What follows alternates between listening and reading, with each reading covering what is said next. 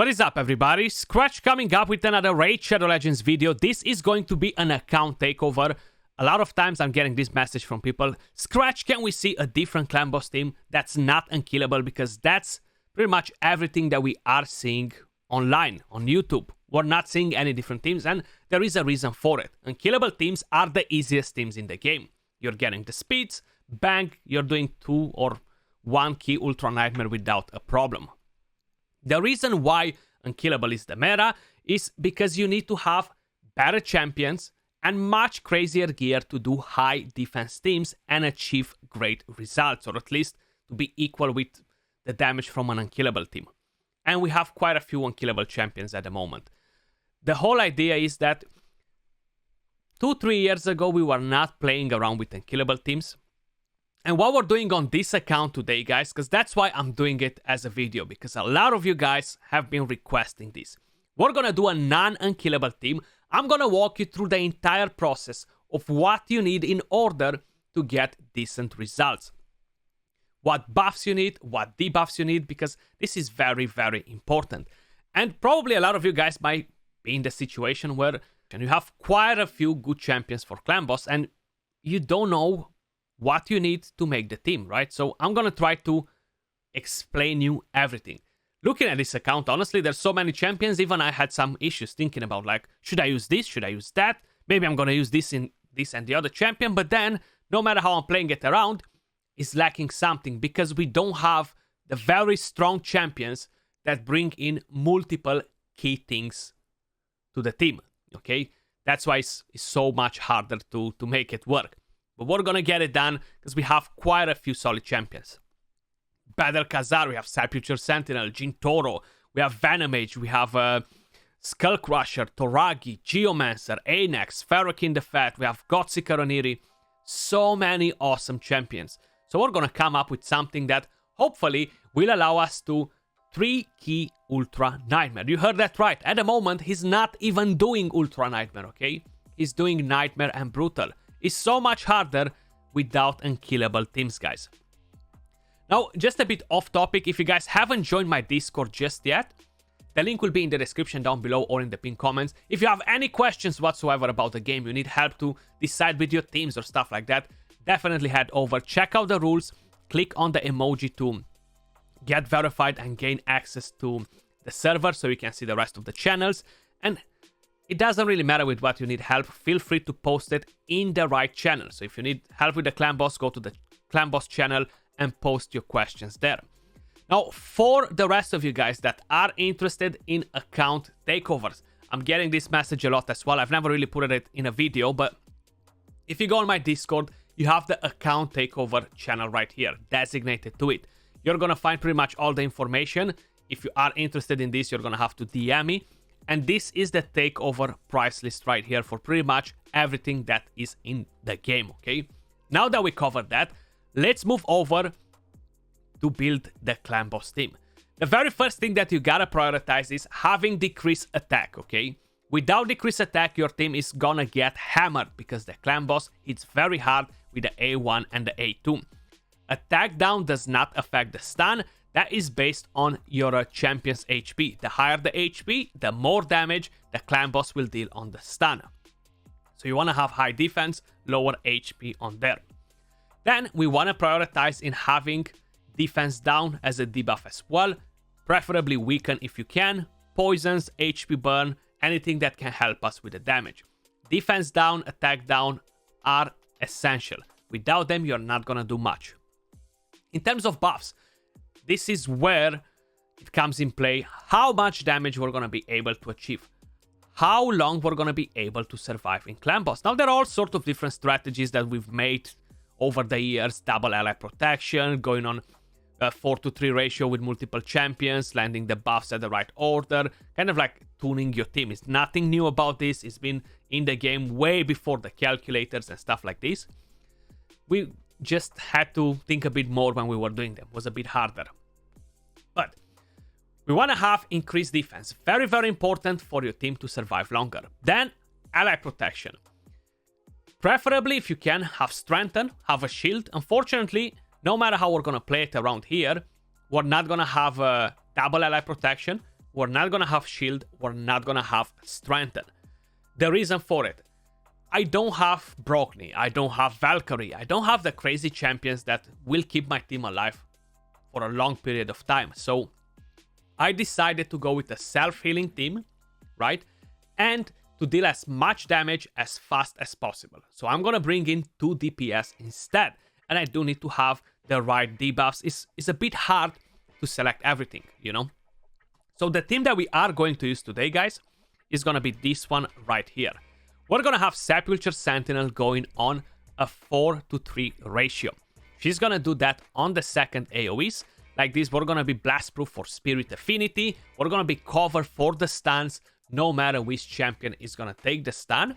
So that's gonna be fine. We're gonna use Sepulchre as the lead, but I'm gonna try to make the stun redirected to a different champion. Then, we're gonna have Ferrokin the Fat to bring in defense down, poisons, some buffs, and ally attack. Now, next to it, Sepulchre Sentinel will have decreased attack, increased defense, block debuffs, plus the passive that comes in play, the aura. She's an amazing champion. Battle Khazar will be the healer, and the cleanse from him is gonna be kind of like a bonus. It's not really gonna be needed for anything, but we're gonna get the heals, we're gonna get the poisons, and we're gonna get Brimstone from the champion. That's kind of like the main reason why I chose to go with him over Godseeker Aniri. Even if I would put Godseeker Aniri in, I will extend some of the buffs, but I still won't be able to make it to have all the buffs for every single turn. The reason for it, I need to create 2-to-1 ratio teams to make that happen. So that's why I haven't went with Godseeker Aniri. If my team doesn't perform as good, I might consider in changing Battle Khazar for Godseeker Aniri, but then Brimstone is actually freaking powerful, right? Because we are getting 250k damage every time it procs. So getting a 500,000 damage every now and then is actually very nice, you know? Moving over to the next champion, we're gonna have Geomancer, HP burn, the damage from his passive, and we're gonna have Weaken from there. We're gonna be able to steal buffs from the clan boss, so we're gonna remove the increased attack, allowing us to survive a bit longer. And we're gonna have Skull Crusher. We're gonna have ally protection, and we're gonna have counter attack to deal more damage and to allow us to heal even more with Battle Khazar, Battle Khazar's A1, and lifesteal on the key champions. We're still gonna need lifesteal if we wanna make this team work, guys. The whole idea with lifesteal is that we cannot rely only on it, because if a War Master doesn't proc or something else goes wrong, we're not gonna deal enough damage, we're just not gonna heal enough, and somebody might die early and cripple the team. So we're gonna try to make it work like this. Hopefully we're gonna be able to make it work. I could bring in Toragi instead of Ferrokin the Fat and have double ally protection, get a bit of extra poisons from there, a very small shield that might help my team to survive a bit longer. But then again, the problem is they will survive 5 turns longer, 6 turns longer, and then I'll be missing on the damage and the extra buffs that will help my team to deal more damage from Ferrokin the Fat, you know, and the defense down. So that's gonna be pretty bad. I could drop Battle Khazar for him, and again, it won't be as good. I could drop Skull Crusher, but then I don't get a counter attack. You see what I'm saying? We don't have the crazy strong champions that bring in multiple things at the same time. Like Valkyrie, shield, counter attack, bang. That's gonna help our survivability like this. We don't have Brogni to bring in the block debuffs, the shield, the HP burn, the increased attack, the cleanse, and all the crazy things. That's why it's so much harder to build a non-unkillable team, and he does have very nice champions. Probably a lot of you guys are wondering, Skratch, why haven't you picked Jintoro over Geomancer maybe, or Jintoro over Ferrokin the Fat? Well, Jintoro is amazing on 2-to-1 ratio teams with Relentless for unkillable ones, but out of there, he's really not performing well enough. He needs to take a lot of turns in order to bring in a lot of damage with the A3, and going on a 1-to-1 ratio is just not gonna make him justice. I'm using him on my team on a reflex set for Nightmare, and I'm very disappointed with his damage because it's just a 1-to-1 ratio. He's just not performing as well in there. Anex could be pretty good as well. But again, I need to give them survivability and damage on top of it to make them shining here. And it's so much harder to do it on non-unkillable teams. That's why I chose the team that I did. At the moment, he is not hitting Ultra Nightmare. I'm not sure if I already mentioned this or no. He's just doing Nightmare and Brutal. I'm hoping to get a 3-key Ultra Nightmare. A 4-key would be good as well, but I feel like we can definitely get to a 3-key Ultra Nightmare. It really depends what sort of gear we have available. Okay, that's why I mentioned, where is the Great Hall? The Great Hall is fairly decent for accuracy, actually. It's definitely not bad. If I have to purchase 1 or 2 more upgrades, I'm gonna try to do it for accuracy. Defense is doing pretty decent. So the Great Hall is actually gonna be a massive, massive help. The next thing is the gear. Looking at the champion builds that we have, the gear doesn't look that amazing, right? So you guys can see this for yourselves as well. It's just nothing too crazy, nothing out of the ordinary. So hopefully we're gonna have enough lifesteal gear, pretty much enough gear to build these champions spot on and get our stuff organized to get to a consistent 3-key Ultra Nightmare. I'm gonna build the champions and then I'm gonna show you all the builds and the result of the team, of course. So we're finally done with building the champions, guys. I gotta say, this was probably the hardest takeover I've done because we don't really have gear on the account. So their builds are not gonna be amazing.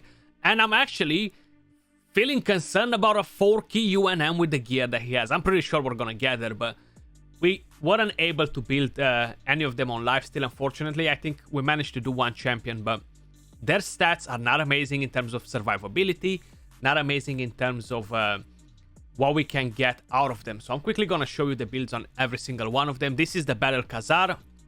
I had to use some broken pieces here and there. These are his total stats. Focus the defense, the speed, because I have a speed toon team, so I gotta make sure I'm getting the speeds on point. The accuracy, masteries, we don't want to have anything that can mess up the thermometer, so we want to avoid having that. War Master as tier 6. The next champion that we have is Sepulture Sentinel. We want to get crit rate, we want to get crit damage, we want to deal damage as well, not just rely on poisons. And these are the total stats on her. Unfortunately, no matter how I was going to play her out, I was not going to be able to do it on lifesteal. Not enough speed, and even if I was making her with barely any crit rate, I wasn't going to have the speed and accuracy to get her up and running. Like, this is the banner. I do have a 6-star accuracy. This is everything that we have on the account, but that gives me lower stats in terms of survivability. So I decided to go with the 5-star instead. Speed and perception, total stats, how you guys can see right here. 31k HP, 3.6k defense. Hopefully we're gonna survive quite a bit to drop in some damage. Masteries, we have offense and support 3. I got Steadfast on her just to put the stun on a different champion. And like this, her passive can come in play. I didn't have enough books to book the champions out, unfortunately, but once this is going to be booked, we're going to have a higher chance to land the tech down. This can mess us up. We're going to have a better chance for the passive to proc as well. The next champion that we had on the list, Geomancer. So I actually went with perceptions. I just don't have an accuracy banner for the dwarves, so I had to give him whatever we had available. 32k HP, 3.5k defense, 174 speed, so he's the slowest champion. 264 accuracy. I haven't even bothered to try and get crit rate on him, just for the simple fact that I cannot cover the accuracy if no. Masteries, offense and support. We do not want to have Cycle of Magic because that will mess up the entire mojo with Ferrokin the Fat, which should be right here. Different stats as well, speed, crit rate, broken set. Total stats on him, 31k HP, 2.75k defense, 184 speed, 89 crit, 196 crit damage, 260 accuracy. I could drop the gloves, the crit damage gloves, for defense gloves instead, but it's pretty hard to justify it because we want to drop some damage into, and if everybody's just gonna have a bit of survivability and not enough damage, is not gonna make a massive difference. Masteries, offense and support. Again, you do not want to have Cycle of Magic because that can mess up Geomancer. Very, very important. And the last champion, Skull Crusher. Now, I gave him lifesteal for the simple fact that he's tanking. We gotta make sure he gets to heal a bit, especially for the second AoE when he doesn't have Unkillable. We definitely do not want him to die. He doesn't counterattack either. So I chose to give him lifesteal, a counterattack accessories, 38,000 HP. I wish I could get this over 50k. 4.3k defense is fine. 191 speed, 93 crit rate, 128 crit damage, and masteries. I have offense and defense 3. I have a counterattack on the masteries for him, so hopefully that's gonna help him a bit up. But this is the team. If we're gonna head over to check out his team, at the moment his team is this. How I mentioned, he was not attacking Ultra Nightmare. I actually modified some of the champions. You've seen the stats before that were on them. I haven't touched Venom Age, so these are her total stats. Definitely not powerful enough for Ultra Nightmare, even if he was planning to attack. The speeds were very low, so a lot of things were gonna throw that team out of sync. What we're gonna do, we're actually gonna create a preset right here, guys. We're gonna bring Sepulture Sentinel as the lead, because we're getting extra defense. So where is she hiding? She is actually awakened, so she's gonna be just there. And we're gonna bring in different champions in a different order. We're gonna go in like this, and we're gonna bring in Badr Khazar. Now, I mentioned before that we're gonna have some different cooldowns, right? So we're gonna have to prioritize and make sure that everything here stays on point, right? Very, very important. So in order to make sure that we're gonna have all the skills right, we need a 1-turn delay on Sepulture. We're gonna open with that. On Geomancer, we need a 2-turn delay on this. Now, this is on a 3-turn cooldown. This is on a 3-turn cooldown. We're gonna make this as the first priority. This the second. We're gonna open with the A1. This is a bit of a problem here, because if I'm gonna do it like this, I'm just not gonna steal the increased attack when needed on affinity. So I might actually have to manual this one here, just because of Geomancer. You could make it like this, but then you won't be able to steal the increased attack on the second AoE, which really, really matters. We're gonna let him go like this. With him, we wanna prioritize this, but we have a 2-turn delay, okay? So this should be the priority whenever we have it available instead of this, because if no, everything will kind of like get messed up. So we wanna put this on 1 priority. We're not gonna change anything else. And what we're gonna do now, we could make him to open with A1, but then again, this actually should be spot on. It should be spot on. We open with that, or we can actually open with a A3. It doesn't matter. It's actually gonna be pretty straightforward, and this is gonna have the delay to the right moment. Yeah, exactly. So not a big deal. And this should be all pretty much in terms of what we can get out of them. I'm gonna manual just for the Geomancer, and then I'm gonna click it, let it go on auto. I just wanna make sure we're getting that decreased attack, you know. So a 1-turn delay. We're gonna put this up. You see, so we have that increased attack. I wanna make sure I'm stealing that with Geomancer.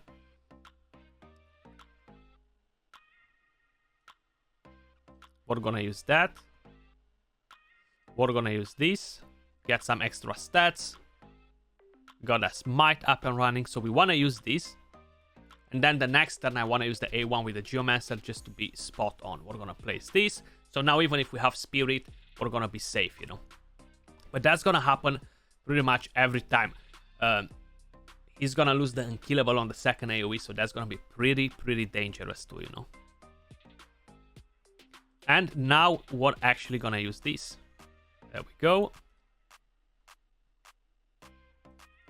And now we can click auto and just let it go. See what sort of damage we're gonna get out of here. I'm definitely very curious.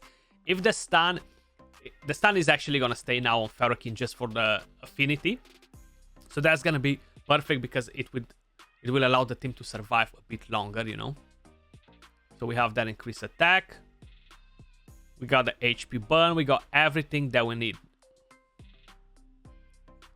So let's see. I'm curious till what turn we're actually going to survive, you know. On Affinity, with Geomancer is actually much better. We're getting more damage because of the multi-hits on the clan boss. On Void Affinity, Geomancer is not as amazing. So this is what we're counting on. To drop in as much damage as possible, you know. As fast as possible, too. If we would have had an increased defense here, a shield, something else, it would have allowed the team to survive a bit longer. 10 turns extra to survive on clan boss is actually huge. It's definitely very, very powerful. Unfortunately, I didn't have lifesteal to put on all the champions. That would have made a massive difference because Battle Khazar can heal the team at the moment. But once we're getting closer to the point where the clan boss is gonna hammer our team, Battle Khazar is not really gonna be able to do it anymore, you know. So that's why it was preferably good to have lifesteal gear on all my champions. You see, Skull Crusher is really getting hammered out there. I am slowly getting concerned for the second AoE, but the good part is that we have increased defense there on it, you know, and no more increased attack on the clan boss to help him out. So we should, I reckon we're gonna get 20 plus million damage, you know. Ferakin is getting weak hits. It's not necessarily a massive problem, but we are dropping that defense down, which is not gonna be on as often. The poisons from his skill, you know, which are very important to be spot on. Brimstone, you see how powerful it is. To have that 250k just dropping in every now and then is actually very, very important. Because it brings in a lot of damage. And there we are. Not even sure how much for 3 key we need quite a bit of damage. We need like what, 24 million damage per key. I think we might get lucky every now and then together, but sometimes I feel like we're just not gonna get there. You know?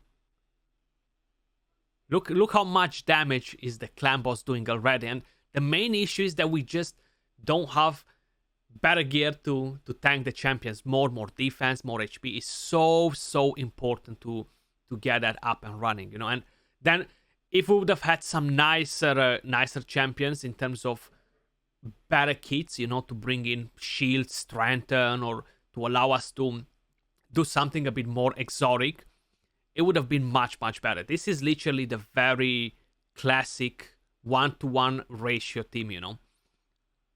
A high defense team. So we are at 17 million damage. Pretty good. We got the 4 key in, which was the main goal, you know. I feel like 3 key is doable, but only sometimes, you know. I feel like it's not gonna, on Void Affinity especially, I feel like that's gonna mess us up because Geomancer is not as powerful there, and we're not gonna drop in so much damage, you know. The Smite will help us a bit too, which is nice. Unfortunately, it's not dropping in on the right skills on the right turns, but it's fine. We're gonna have to live with it, you know. And I was gonna say, check out my Skull Crusher, how hammered he's getting there. It's crazy, actually. So probably we might survive a couple of rotations, and that's it. I feel like that's what is actually coming to an end. Make your bets now, guys. Make your bets now. We're gonna survive up to what turn? I feel like, yeah, turn 30 is gonna be the limit. But hey, seems like we're getting up to 3 keys at least on Magic Affinity. So that's good. That's good. This is definitely a team that you would wanna use better on Affinity rather than Void, you know, just because of the damage. There we go. We survived another slam. I think we're gonna survive the next one too, hopefully, and that will allow us to bring in more damage. Okay, we have a Brimstone up. That's gonna proc as well now. It's gonna say my Ferakin didn't heal there. You see, weak hits or whatever doesn't help at all, because even the master is not bringing it up and running, you know, with the soul drinker. It can cause a massive issue. The passive from Sepulture, that's such an OP passive, man. Like, I really love the passive on her. Oh, Farrakhan, he almost got demolished there. Please heal back. Heal back, if not you're gonna get wrecked. No War Master proc, that didn't give us a stronger heal, unfortunately. Yeah, I feel like that's his end right there. That's his end right there. Oh, he survived. He survived. That was so freaking lucky. That was actually so lucky, guys. If he survives the stun now, we might actually tank it and go a bit... Okay, he survived it. The only problem is he has no heal right here, so... You see, Battle Khazar, he just doesn't manage to heal enough anymore. So we lost one. But hey, we actually achieved better damage than I thought. I was a bit like, okay, we might struggle with the 3 key, you know? So I was like, okay, 4 key sounds more acceptable. Even though I know we have the champions. Just when I've seen that, okay, we cannot use lifesteal. I don't have them very tanky. But yeah, seems like we managed to do pretty decent damage, you know, almost to a 2 key. So slowly, if we're upgrading a bit the stats on them, we're definitely gonna achieve better results here, you know. We are literally getting so close to 2 key, guys. If we were surviving one more rotation, that would have been awesome, you know. Because look, we are almost there, literally almost there. 34.5 million damage. We are 1 million short, a bit less than 1 million to get to a 2 key. Maybe the next run will actually allow us to get there. But hey, that was all for this video. Hopefully you guys learned something new. You learned something about the process on how to build a non-unkillable team, what you need to prioritize and all this. That was all for this video. Much love, appreciate all of you guys watching, and I'll catch you all soon in the next one. Peace.